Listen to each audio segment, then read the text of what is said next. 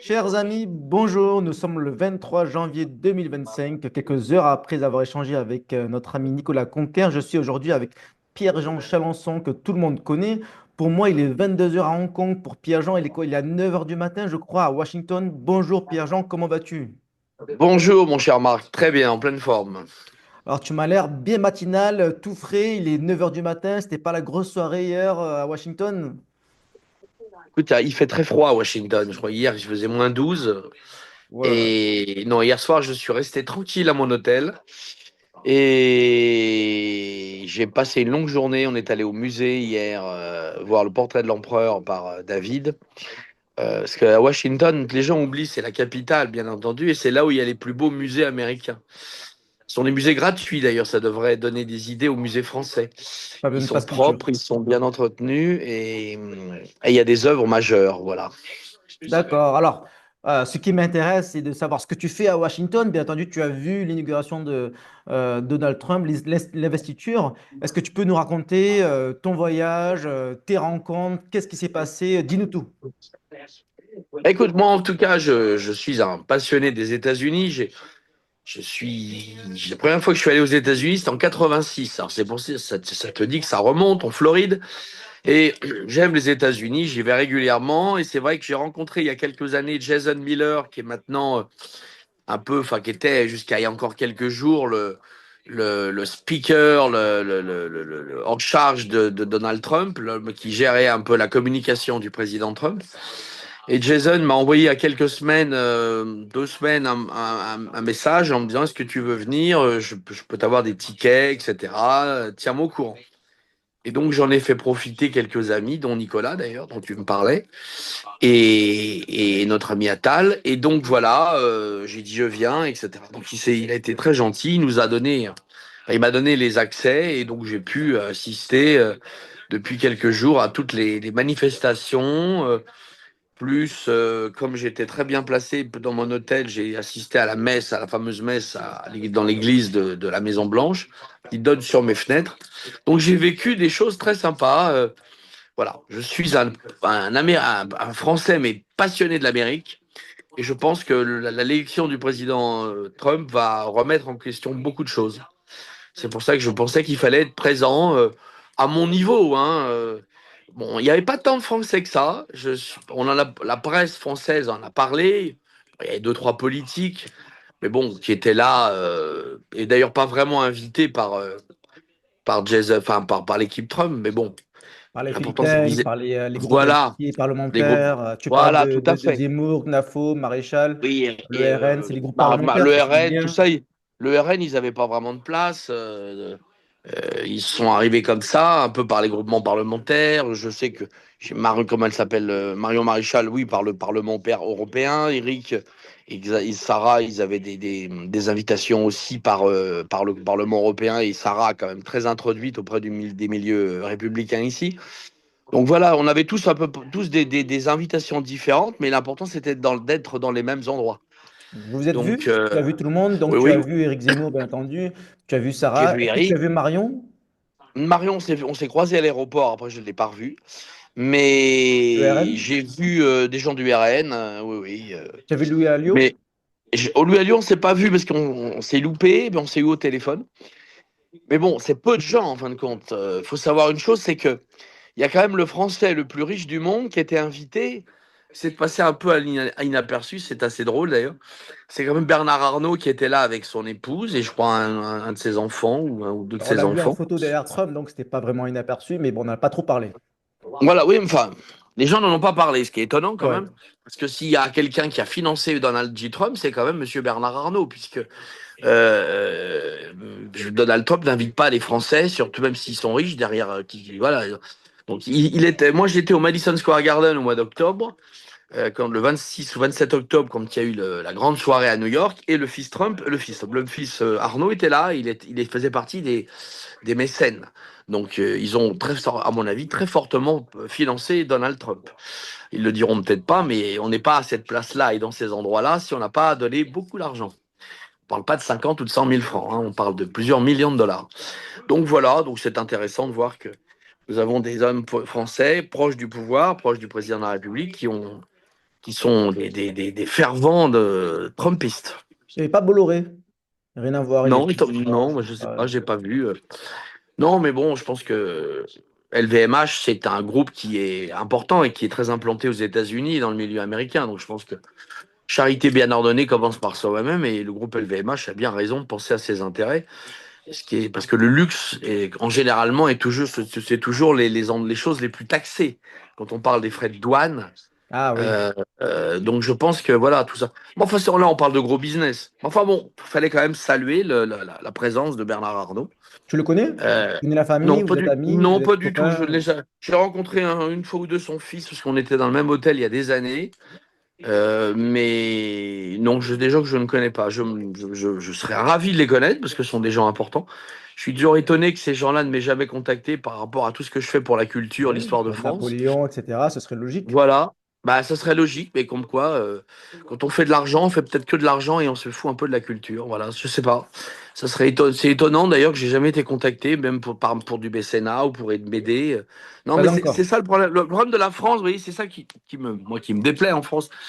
Enfin, qui me déplaît. Je serais un Américain, je serais aidé, j'aurais eu des mécènes, des entreprises, l'État, etc. En France, c'est tout pour ta gueule, et puis tant mieux pour toi, puis si tu y arrives pas, c'est pas très grave. Et quand les grosses fortunes françaises ne sont pas du tout généreuses avec les gens qui bâtissent l'histoire de France, la culture.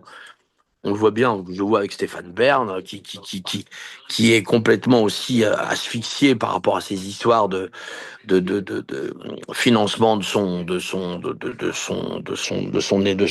bâtiment là qu'il a acheté du 18e siècle, il a créé une fondation. On n'est jamais aidé. La France, ces gens-là n'aident pas absolument pas les personnes comme nous. Moi, je demande pas comment ça s'appelle la charité, mais quand on pèse autant d'argent, etc., et qu'on représente la France, moi je vois, j'ai été quand même ambassadeur euh, français, si je puis dire, de la culture, puisque j'ai en 2010, j'avais été ambassadeur, enfin, pour le 50e anniversaire des relations franco-chinoises. J'ai exposé en Chine, j'ai eu quand même 3,5 millions de visiteurs. Tout le monde dit, ah, mais en attendant, je suis le seul Français qui ait jamais exposé en Chine. Ouais, à part un grand papier dans le Figaro, j'ai jamais rien eu. Je veux dire, la France est assez étonnante pour ça. On n'aide pas les gens qui sont sans moyens, sans revenus. Enfin, moi, je fais tout ça avec rien, en fin de compte. C'est ma passion Et alors que je serais américain, bah, on aurait créé une fondation, on nous aurait aidés, on nous aurait financé. La France, c'est occupe-toi de tes fesses, tu y arrives tant mieux, tu y arrives pas, c'est pas grave. De toute façon, tu nous intéresse pas, tu rapportes pas d'argent. Et la culture, voilà, la culture, c'est comme la confiture. Moins on en a, plus on l'étale. Alors, ça dépend de Voilà. quelle culture. Peut-être que tes thèmes ne sont pas assez universels, pas assez à gauche, pas assez woke. Ouais, c'est ça. Ouais. Enfin, je pense pas que Christian Dior, Chanel, ou enfin toutes ces grandes entreprises qui françaises ou pas françaises. Napoléon, c'est quand même c'est Napoléon, c'est quand même l'industrie, c'est quand même le luxe, c'est quand même lui qui a créé un style, c'est quand même lui qui a monté les plus grandes maisons de couture de l'époque, les plus grands orfèvres, les plus grands bijoutiers comme Chaumet. Chaumet aujourd'hui, c'est le groupe LVMH. Hein. J'ai été ambassadeur pour eux, je leur ai prêté beaucoup d'objets pendant des années.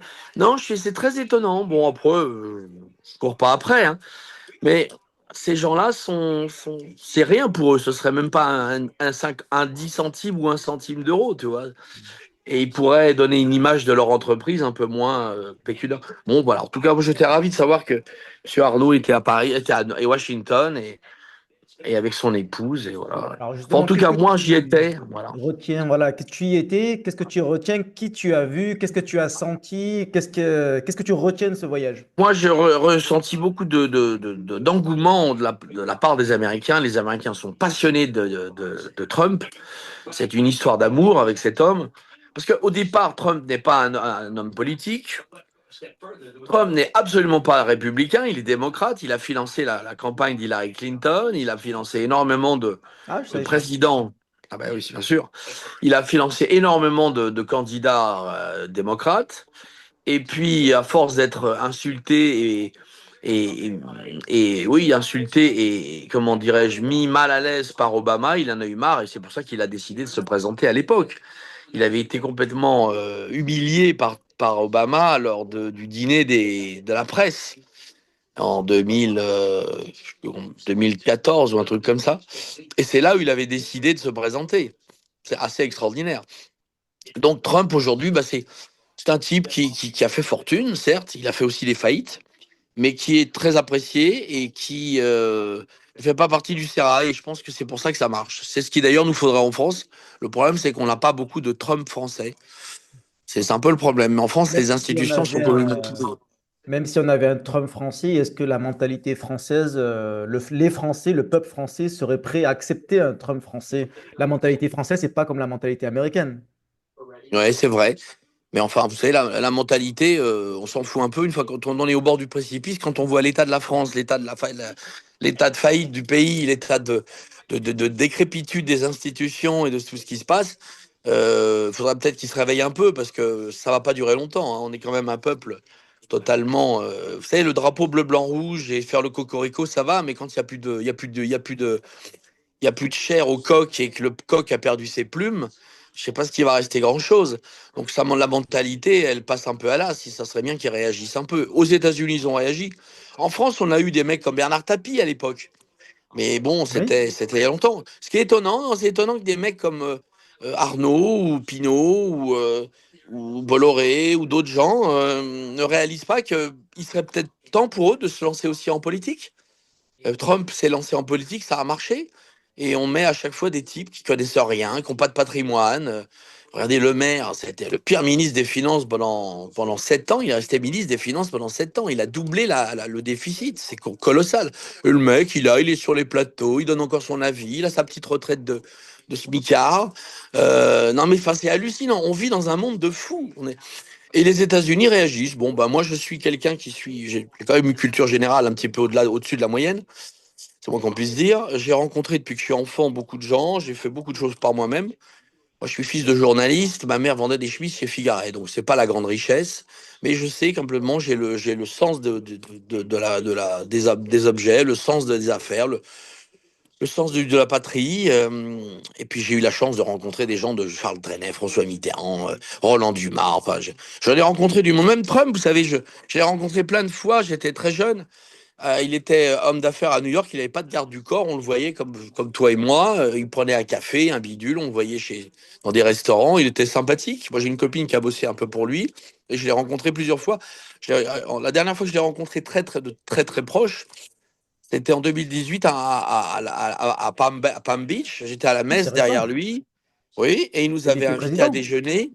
Il nous avait invités à dîner le soir, il partait, mais il nous avait invités à dîner avec des amis américains. Et voilà, et puis il a, grâce à Jason Miller, bon, moi j'ai vraiment quelqu'un qui est très proche de lui, quoi. Mais bon, moi c'est quelqu'un, le rencontrer pour faire une photo, je vois pas l'intérêt. Le rencontrer pour parler politique et dans l'ordre d'un truc, oui, ça serait passionnant. Mais il avait dit d'ailleurs à Jason qu'il adorait Napoléon, qu'il aimerait beaucoup me rencontrer, etc. J'espère le rencontrer dans les mois, dans l'année à venir, parce que il va venir en France, j'espère le voir, lui montrer des objets napoléoniens. Il est passionné d'histoire, donc voilà. Je ne suis pas un homme politique, moi je suis simplement un homme de médias, une image de la France qu'on essaie justement aussi de faire taire qu'on tape dessus, mais ça c'est typique français. Je serais un Américain, je vous dis, je serais déjà à l'abri du besoin, j'aurais une fondation, je serais reconnu d'utilité publique. Et j'aurais même une chaîne de télé où j'aurais. En France, on te déteste, on te bannit, on te jalouse, on t'envoie des contrôles fiscaux, on te fait des grands sourires. C'est beau la France. C'est vraiment un pays. Ça Vraiment, peut je comprends changer. les Français. Oui, bon, avant que ça change, je pense que les poules auront des dents, mais le coq aura des dents. Non, c'est bien. Moi, je suis. Expatriez-vous, tirez-vous de ce sale pays. De toute façon, c'est fichu. Voilà. Moi, je m'en vais. De toute façon. Alors, qui pourrait sauver la France? Qui pourrait être le Trump français d'après toi? Ouais, pour le moment, Il y a beaucoup il est d'espoir quand nulle part, même. le Trump France. Alors, tu as vu Eric Zemmour ou pas à Ah bah Washington? moi bah oui, j'ai vu Eric, on a déjeuné ensemble hier midi, on s'est vu, on Alors, a vous êtes passé dit une partie de quoi? la Parle-nous journée. un peu de lui. Bah moi j'adore Eric, vous savez, moi je connais Eric depuis très nombreuses années, on avait des amis communs, etc. Eric est un ami, Eric a une vision extraordinaire de la France. Eric pourrait être un Trump à la française. Bon, Eric, c'est pas un homme d'affaires, c'est un journaliste, écrivain, essayiste, brillantissime. Jeune. Mais Eric pourrait être suivi par beaucoup de gens. Eric, c'est un cerveau brillantissime. C'est un homme qui connaît les. Et Eric, c'est un peu le Jacques Attali qu'aurait dû avoir Marine Le Pen, si je puis dire, si elle avait été un peu plus finotte, au lieu de s'en faire un ennemi. Mais bon, de toute façon, ces gens en France, on se fait des ennemis de tout le monde, même de ses amis. C'est quand même dément, quoi. Est-ce que Eric pourrait revenir au premier plan et devenir président? Bon. Ah, moi, j'y crois, j'y crois. Je pense que Eric a toutes ses chances. De toute façon, les cartes vont être les cartes enfin, politiques vont être rabattues, pardon, dans quelques semaines, puisqu'il y a cette histoire de procès avec l'Europe là pour le Rassemblement national. J'ai des doutes que Marine Le Pen et qu'une partie des gens qui sont dans le box des accusés ne repartent qu'avec simplement un blâme. Je pense qu'ils vont être interdits d'élection. Je pense qu'il va y avoir une interdiction d'élection et je pense que cette interdiction d'élection va rabattre totalement le jeu politique français. Ok, On le voit d'ailleurs, on le sent très bien. Donc là, moi, c'est ce que j'ai dit à Zemmour. D'ailleurs, je lui dis, mais il y a une chance pour toi de voir le milieu politique, le marigot politique être abattu, puisque si demain Marine Le Pen ne peut pas se présenter, que Louis Alliot est déclaré inéligible pendant 2 ans ou 3 ans, ou 4 ans, à mon avis c'est au moins 3 ou 4 ans, 5 ans, bah Bardella va se retrouver bien seul, et Bardella ne fait pas le poids face à des gens comme Zemmour ou Sarah Knafo ou même Marion Maréchal. Marion Maréchal est une femme brillantissime, elle est d'une intelligence diabolique. C'est le cerveau de son grand-père avec le corps d'une très jolie femme. Donc, elle est diabolique. Donc, il va y avoir comment dirais-je, une redistribution des cartes à droite et qui fera obligatoirement des choses à gauche. Je pense qu'il va y avoir des choses. Ils le savent très bien d'ailleurs. Mais bon, on verra bien. La justice suit son cours, mais je pense que la justice là, elle est très bien orchestrée. ok. Alors, dernière question, tu as parlé d'expatriation. Est-ce que tu as un message pour les Français qui sont de le monde? Qu'est-ce que ça t'inspire, les Français, les étrangers, les expatriés qui t'écoutent là? Parce que la plupart sont des Bah, expats. je pense que quand je rencontre des Français expatriés, ils sont tous très contents. Les Français qui sont à l'étranger sont tous très heureux d'être à l'étranger. Ravis de revenir une fois par an à Paris ou en France voir leur famille et ravis de repartir. Moi, je suis un Parisien, je suis un Français, mais là, bon, je resterai toujours français, bien sûr, mais j'ai envie de bouger un petit peu, de voir un peu de l'extérieur et de faire, Ah, peut-être de garder futur une résidence. expat. Oui, peut-être, mais en tout C'est cas, moi, ça. j'ai envie de bouger. Quel Ben, moi, je pays? veux pas aller loin parce que j'aime la France, trop la France. Monaco. Mais aller vivre en Italie, par exemple, quelques semaines par an, partager mon temps entre Paris et l'Italie me plairait assez, oui. Voilà. Je suis en train de regarder pour aller un peu en Italie, mais je suis tragiquement francophile et franco-français. Donc mais ne serait-ce que pour mon bien personnel, pouvoir un peu souffler de cette Pour ta santé tension. mentale. Pour ma santé mentale, je pense que quelques semaines, quelques mois par an en Italie me ferait le plus grand bien, ou ailleurs d'ailleurs, ça peut être en Thaïlande ou ailleurs. Non, j'ai envie de voyager maintenant, j'ai envie de voyager, j'en ai marre. Mais moi, je suis pas un jeune, j'ai 54 ans, je vais avoir 55 ans, je suis quasiment un homme de la C'est retraite. jeune, ça. Bon, j'espère te revoir bientôt à Hong Kong, où on s'est rencontrés. Ah, mais j'aimerais beaucoup aller à Hong Kong, j'ai des projets à Hong Kong, je t'en parlerai. Et je devrais être à Hong Kong au mois de juin ou juillet, oui. Ah, ben dis-moi, on se revoit, on prend un verre, on prend un café. Ah, on refera une Bastille Day avec l'ambassade et tout. Non, non, mais moi, vous savez, j'aime la France, je suis un grand passionné de la France. C'est ce que je disais une fois avec des gens proche du président de la République. Moi, je suis sans parti. J'aime vraiment tout ça. Demain, quand le président de la République fait quelque chose de bien, je lui dis, je lui envoie voilà, quand les choses sont bien, il faut De le manière dire. Mais quand républicaine, elles c'est vont pas, normal. voilà, mais quand les choses ne vont pas bien, il faut le dire aussi. C'est pas pour ça qu'on est des opposants. Moi, je suis prêt à me battre pour la France, pour mon drapeau. J'aime les institutions, j'aime mon gouvernement. C'était avec l'ancien Premier ministre, avec Michel Barnier, il y a quelques semaines, avec Monsieur Balladur, etc. Moi, je suis un vrai républicain et je respecte. Le problème aujourd'hui, c'est que le pays est en train d'aller à volo et c'est vrai, il faudrait qu'il y ait plus de gens comme moi qui s'expriment et qui disent la France, c'est un beau pays, c'est merveilleux, Mais il faut revoir les choses. Et c'est ce que les Américains ont décidé de faire avec le président Trump. Il faut malheureusement passer par une politique aujourd'hui un peu compliquée, mais vous savez, c'est un peu comme un électrochoc. Il faut faire un électrochoc. Il faut Et la renverser la table. France et l'Europe sont des pays merveilleux. Et merci en tout cas. J'espère te Merci, voir mon cher Marc. et à très vite à Paris, à Hong Kong ou ailleurs.